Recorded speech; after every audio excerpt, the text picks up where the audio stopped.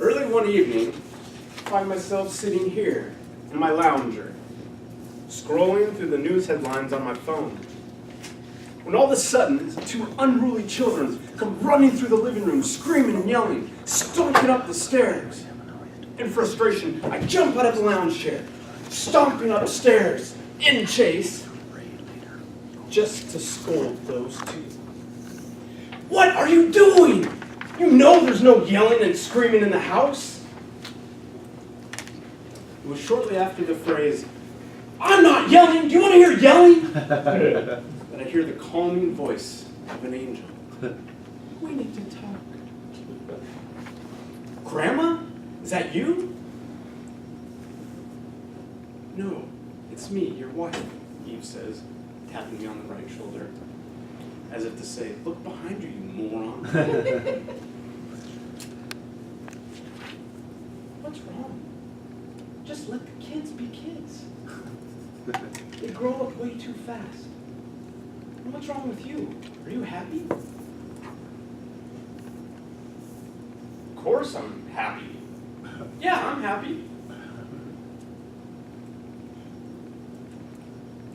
"You just don't smile much anymore." Eve had invited me to evaluate my smile. And in a way only that she could, with her smiling face, she invited me to evaluate my outlook on life. Smiles are an invitation. That's how I first noticed her. I was sitting in church with my friend John, and next thing you know, she walks in. And that's what I noticed, the smile. Unfortunately, John noticed it also. He, being quick, jumped over and asked her out. As fortune would have it, didn't go so well for them. So I jumped in and asked her out. Several smiles later, and many dates later, I asked her hand in marriage. Smiling, she said, "Absolutely." That was 15 years ago. The smiles have come, and the smiles have gone. The smiles have always come back, and that's my signal. My signal that things are going to be okay. See, smiles have power, real power. Smiles release endorphins. And according to research, endorphins, they go to your brain. They react with the receptors of the opiates. What that does is that creates a chemical reaction similar to that of morphine, that wonderful drug that relieves pain. Smiles relieve pain. Smiles are a cure. When I was 6 years old, my dad used to drag me month by month over to Bob Peabody's house. The first time I saw Bob Peabody, I was scared. I cowered behind my dad for 5 minutes. See, Bob had cancer of the mouth. Every time we visited, he had a bandage that covered his face on the lower left side. And I could see something was missing. His face was a little misshaped and sunken in. He couldn't smile like I smiled.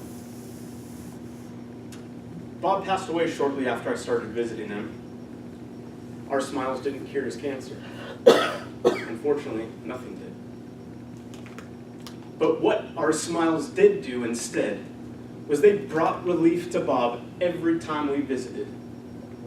Every time that we smiled with Bob, his pain was relieved. His pain for that day, that moment, was cured.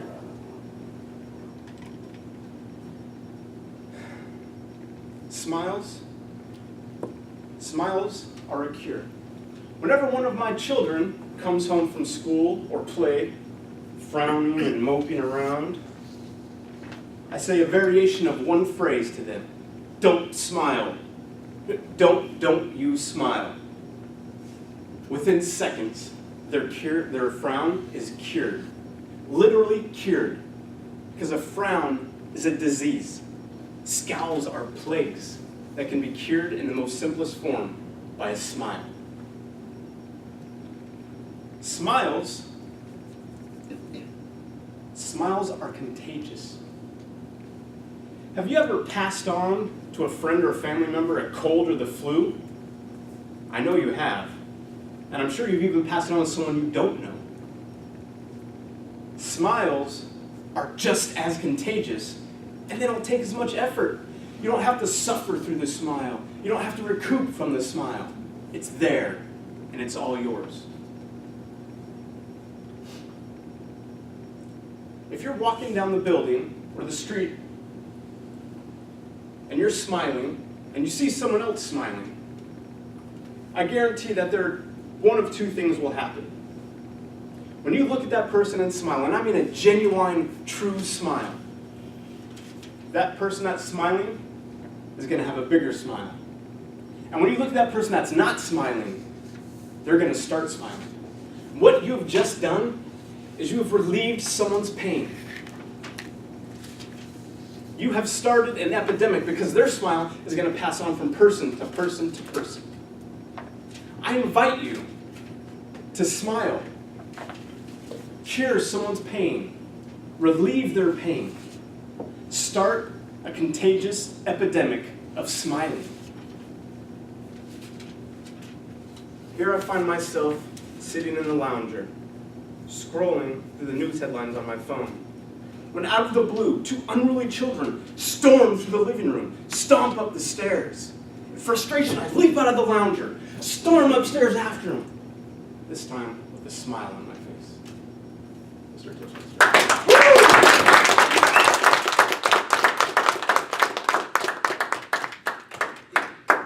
Thank you, Benjamin. I'm definitely smiling. I think all of us here also now have the contagious epidemic smile. So thank you. And best of luck at the upcoming competition. I think you're going to do quite well. Our next speaker, Marie Craig, is going to speak to us about keeping the commitment.